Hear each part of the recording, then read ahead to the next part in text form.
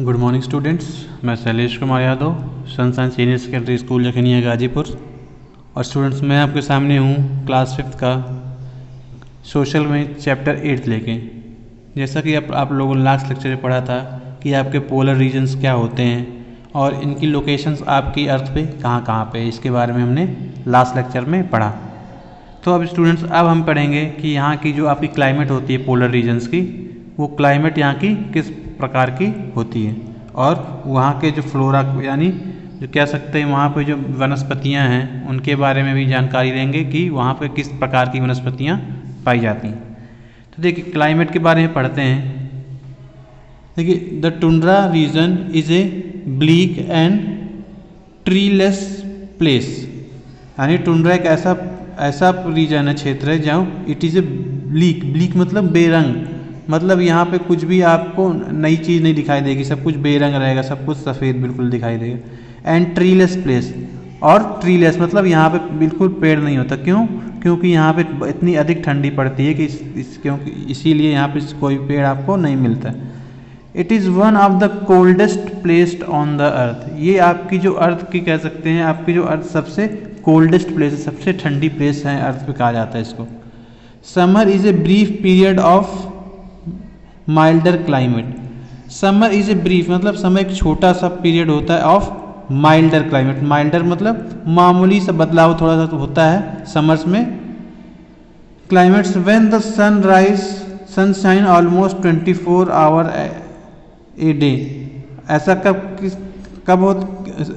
किस लिए होता है कि जब आपका जो सूरज होता है सनशाइन ऑलमोस्ट 24 आवर्स, यानी वो आपके इन टुंड्रा रीजन्स पे 24 आवर तक क्या करता है, शाइन करता है। Both the northern and southern polar reason, जो आपके अर्थ के दोनों नॉर्दर्न और साउदर्न पोलर रीजन है, जैसे आप फिगर में देखते हैं ऊपर वाला नॉर्दर्न पोलर रीजन है और नीचे वाला साउदर्न पोलर रीजन, ठीक। Are far from the equator, ये इक्वेटर से हमारे दूर है, यानी जो विषुवत रेखा है जो हमारे अर्थ के सेंटर में जो लाइन है जो दो इक्वल भाग में हमारे अर्थ को बांटती है, वहाँ से इसकी दूरी बहुत ही अधिक है, ठीक। And receive the slanting rays of sun in summer, और यहाँ पे जो सूरज की किरणें होती हैं वो समर में भी मतलब गर्मी में भी स्लैंटिंग होती मतलब तिरछी पड़ती हैं। भाई आप जब आपकी सनरेज तिरछी पड़ेंगी तो वो आपको इतनी ज़्यादा हीट नहीं देंगी, उनको ज़्यादा एरिया कवर करना पड़ेगा, तो ज़्यादा एरिया कवर करने की वजह से वो उतना हीट नहीं दे पाती हैं। The sunlight is so weak that it is not enough to warm the land, यानी जो सनलाइट होती है वो इतनी कह सकते हैं वीक होती है, कमज़ोर होती है कि that it is not even enough to warm the land, यानी इतनी गर्म नहीं होती कि वो जो यहाँ की लैंड है, ज़मीन है, उसको गर्म भी कर सके, यानी इतनी भी उसमें ऊर्जा नहीं होती कि जो यहाँ की लैंड को वो हल्का सा भी गर्म कर सके। The winters are very long and temperature में ड्रॉप टू -58 डिग्री सेल्सियस।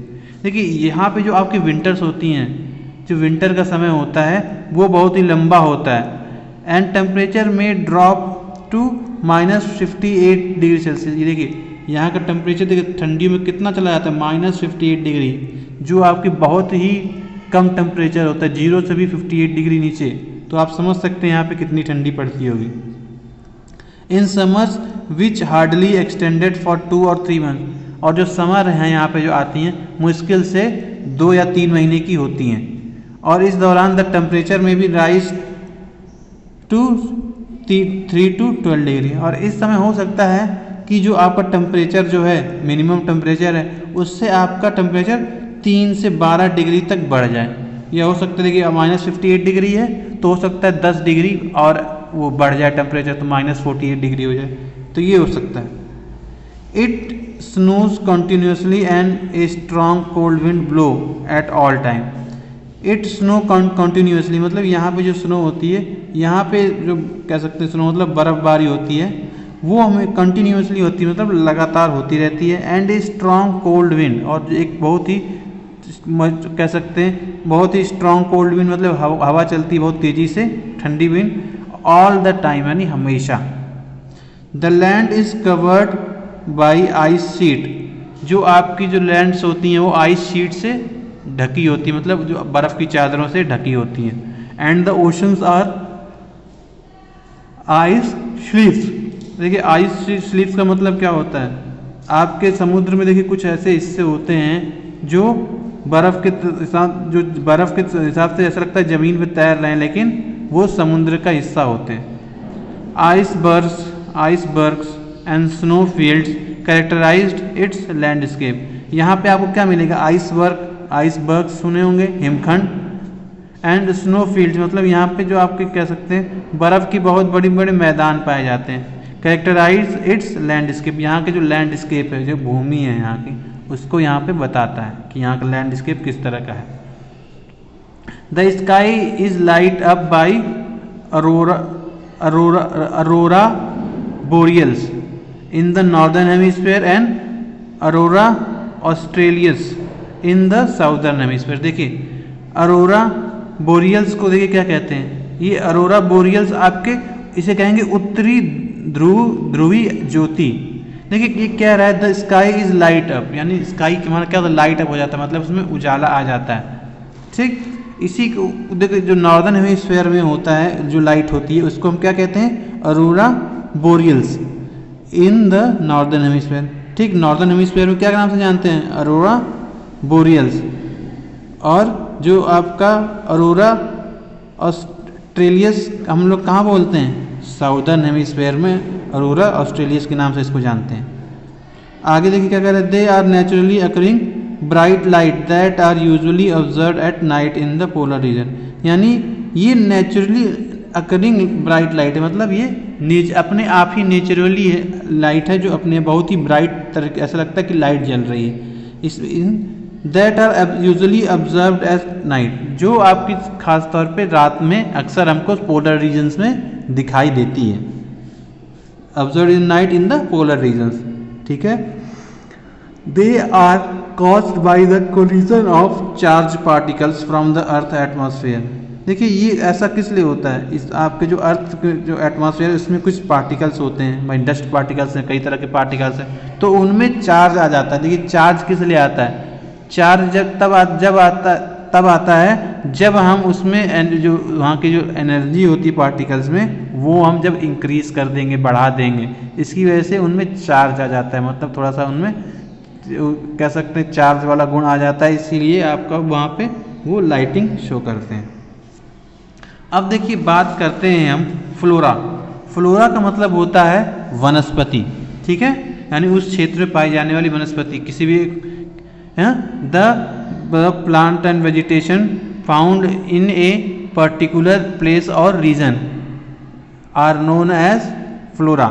ठीक है, देखिए due to harsh weather condition, harsh का मतलब कह सकते हैं खराब, हार्श का मतलब खराब कह सकते हैं। Due to harsh weather conditions in tundra regions vegetation is sparse. Sparse मतलब कह सकते हैं वेरी लेस, बहुत ही कम, कहीं कहीं पे आपको मिल जाता है, बहुत ही कम होता है।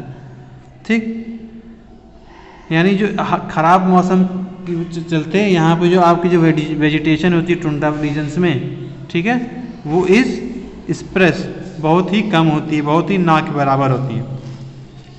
This is because the soil is permanently frozen except in the summer regions. ऐसा इसलिए है, दिस इज़ बिकॉज ऐसा इसलिए क्योंकि जो हमारी सॉइल है परमानेंटली हमेशा फ्रोजन है, मतलब जमी हुई है, यानी हमको जब ज़मीन ही नहीं दिखाई देगी, इसके ऊपर बर्फ़ ही रहेगी, तो यहाँ पे वेजिटेशन आपका नहीं हो पाएगा। Except in the summer regions, और कभी कभी ऐसा होता है कि समर रीजन्स में कुछ कभी कभी ऐसा दिख जाता है। Well the snow thaws in summers, जब आपकी जो स्नो है थॉज इन समर्स, थॉज का मतलब जब पिघलती हैं, ठीक है, पिघलना कहते हैं, पिघलना। जब आपके समर रीजन में जब आपकी जो थोड़ी बहुत जो बर्फ़ है, स्नो है, वो पिघलती है। सम श्रब्स, कुछ आपकी जो छोटे छोटे पेड़ झाड़ियों जैसे पेड़ हैं, सच एज एल्गे को हम शैवाल कहते हैं, फंगाई, ठीक, ये भी आपको पाए जाने वाला यहाँ पे एक तरह का छोटा सा पौधा है। मॉसेस, मॉसेस आपकी काई मिलती है, जैसे आप लोग ज़मीन पे देखते हैं ना कि बहुत दिनों तक उसमें पानी लगा रहता है तो वहाँ हरी हरी परत जम जाती है, तो उसी को हम मॉसेस बोलते हैं। देखिए अगला है आपका लाइकेन। लाइकेन भी आपका काई होती है। लाइकेन आपकी काई जो जनरली होती है ये आपके पेड़ पौधों पे होती है, या जैसे जिसे आप देखते हैं जो पेड़ पौधे होते हैं उसके ऊपर काई की परत जम जाती है, वो भूरा दिखने लगता है, वो हरा दिखने लगता है, उसी को हम क्या बोलते हैं, लाइकेन बोलते हैं। एंड हीथ, हीथ मतलब क्या होता है, जो झाड़ियाँ होती हैं उन्हीं को हम क्या कहते हैं, हीथ। ठीक, तो ये सब जो होते हैं छोटे छोटे पौधे वहाँ पे ग्रो करते हैं।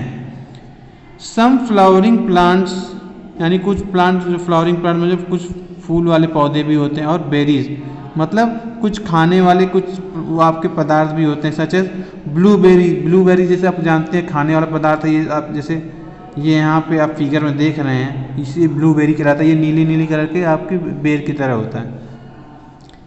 कैनबेरीज, कैनबेरीज को हम देखिए करौंदा कहते हैं, वो लाल कलर का होता है और खट्टे, हमको खाने पे खट्टा लगता है। एंड वाइल्ड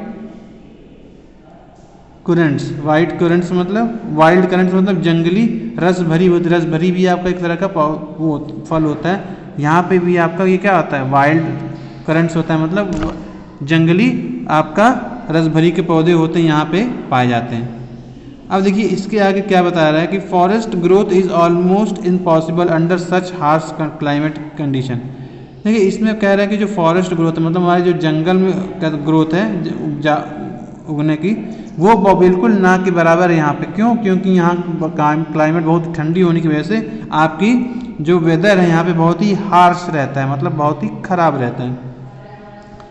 ठीक, देखिए अब इसके आगे क्या कह रहा है, अब इसके आगे है the only one trees that grow in the tundra is the dwarf willows. Dwarf willows का मतलब देखिए क्या होता है, ड्वार्फ का मतलब होता है बौना, ठीक, बौना। और विलोज का मतलब देखिए क्या होता है, ऐसा एक पेड़, विलोज एक पेड़ होता है जिससे हम लोग बेत बनाते हैं। बेत आप लोग जैसे देखे होंगे, तो ड्वार्फ विलो बौने आपका एक बेत के जैसा दिखने वाला पेड़ होता है। ठीक, बेत के, देखिए इसकी मीनिंग क्या होगी, बेत के जैसे दिखने वाला पेड़, दिखने वाला पेड़, ठीक है। ये भी यहाँ पे जनरली पाया जाता है, ये केवल यही एक पेड़ है जो यहाँ पे आपको देखने को मिल जाएगा। It grows to a maximum of 4 inches. देखिए ये आपका अधिकतम 4 इंच तक जा हो सकता है, इससे बड़ा आपका ये पौधा नहीं होता है, इससे बड़ा ये पेड़ आपको यहाँ पे नहीं मिलेगा। ठीक है, तो स्टूडेंट्स आज हमने पोलर रीजन्स में क्लाइमेट कैसी होती है और वहाँ का जो फ्लोरा होते हैं, जो वेजिटेशन होता है, वहाँ पे वनस्पतियाँ होती हैं, वो क्या कौन कौन सी पाई जाती हैं, इसके बारे में हमने आज पढ़ा। जब हम आपको नेक्स्ट लेक्चर मिलेंगे तब आपको हम डिस्कस करेंगे यहाँ का जो फौना होते हैं, जो यहाँ पे जो एनिमल्स होते हैं, ठीक, एनिमल्स कौन कौन से यहाँ पे पाए जाते हैं, और ह्यूमन लाइफ, यहाँ पे जो ह्यूमन लाइफ है, ठीक, वो यहाँ के लोग किस तरह जीवन अपना जीते हैं, इसको हम लोग नेक्स्ट लेक्चर में पढ़ेंगे। तब तक के लिए thank you, have a nice day.